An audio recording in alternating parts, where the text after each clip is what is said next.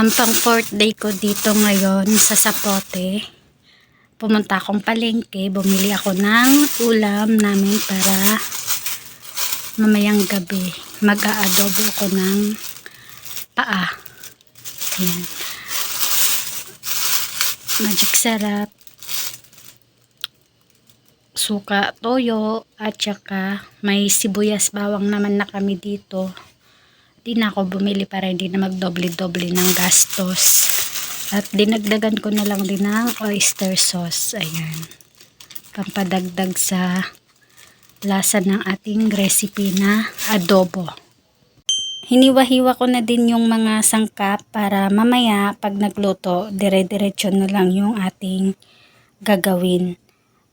Yung paa naman ay pinakuluan ko muna para malambot na siya mamaya pag niluto na adobo. Ayan. Waiting lang tayo guys na lumambot yung paa, tapos lulutuin ko na yan. Ayan na, let us do the cooking guys. Una nating isa lang yung sibuyas. Ayan.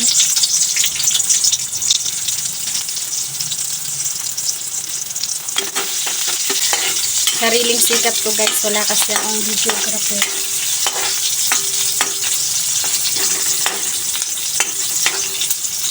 Tapos sunod ay yung bawang,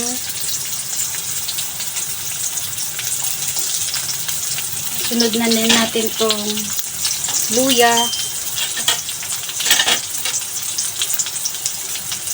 pati itong siling green na din. Ayan.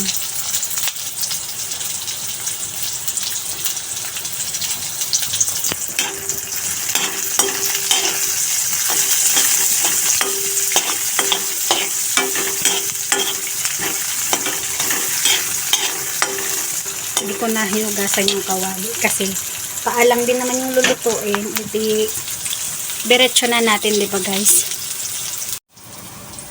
Sunod natin ilalagay yung paa. Yan. Sinalang ko na.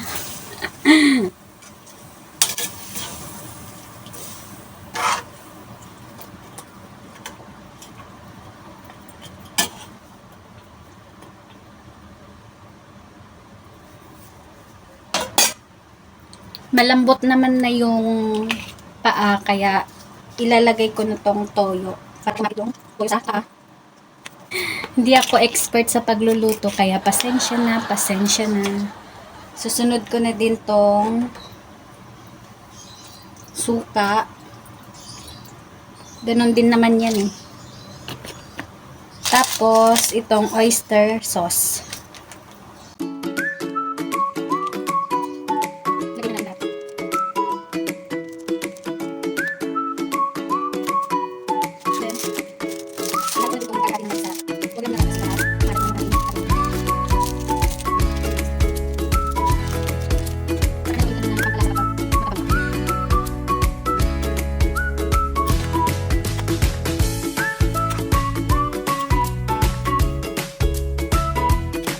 Antayin na lang natin na maluto yung adobong paa na aking recipe.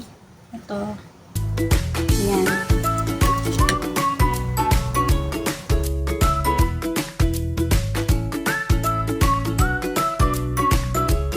Luto na po ang aking adobong paa. At kakain na din ako ng aking hapunan. Kasi 10 pa yung out ng isa, kaya mauna na akong kakain. Hi guys, kain tayo. Ito yung aking nilutong adobo. Yan.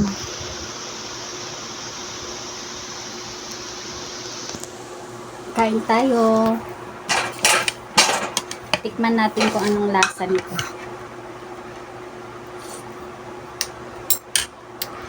Sarap guys. Siyempre, luto mo yan, kaya sasabihin mo masarap. Diba? Perfect. Tingnan natin kung gaano kalambot yung paa.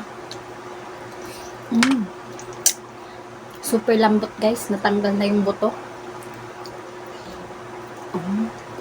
Sarap.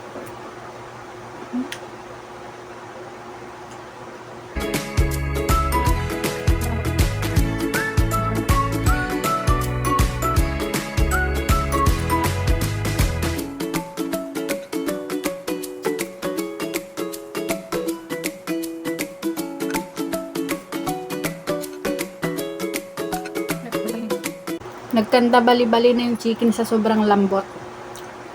Chicken feet.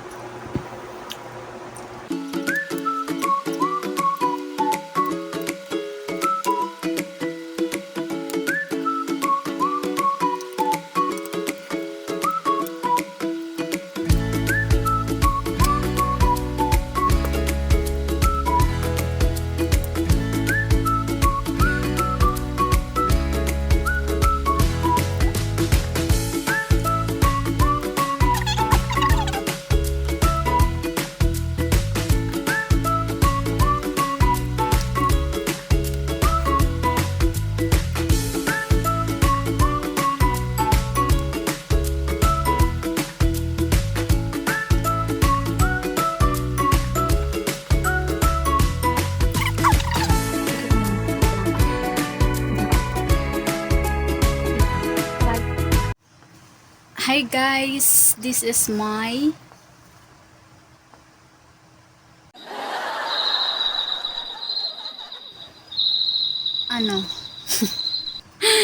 ito yung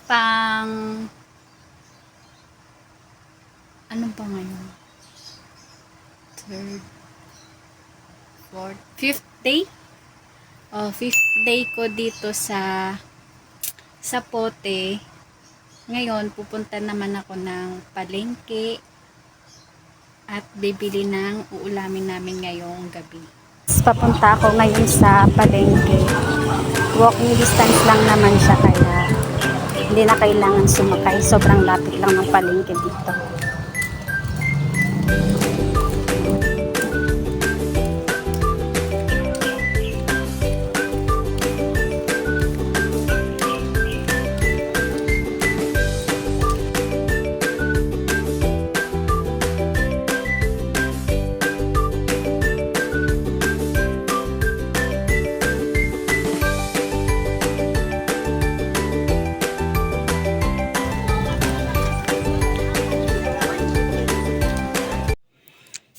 Eto na guys, nakauwi na ako ng bahay.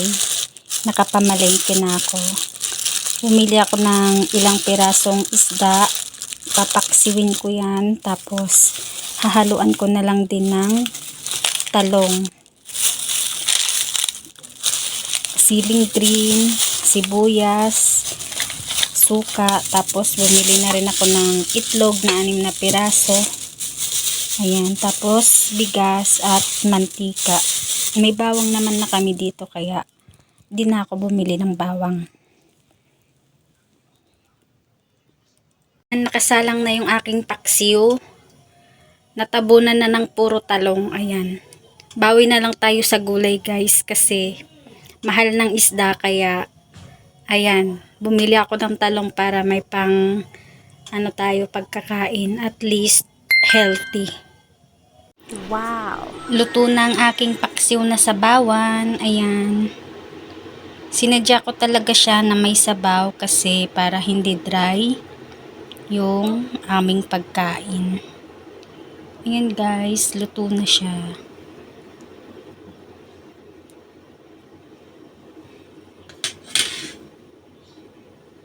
Uwi na ulit ako ng Taguig. Tapos na yung aking bakasyon dito sa Zapote. At doon naman ako kay Doña Pipat mangbubulabog. Tingnan nyo yung aking pimples guys. Di na mawari sa sobrang dami. Nakakasilaw sa kagandahan ng aking mukha. Charis lang.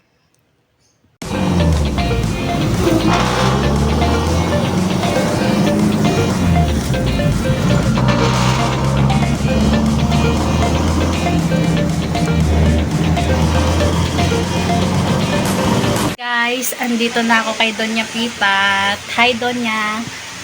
Kumusta? Ha? Sino yan? Si Donya Pipat, nagmamaganda na naman. Nakala mo kaganda-ganda talaga yan. Bye-bye ka na. Hi guys, bye-bye.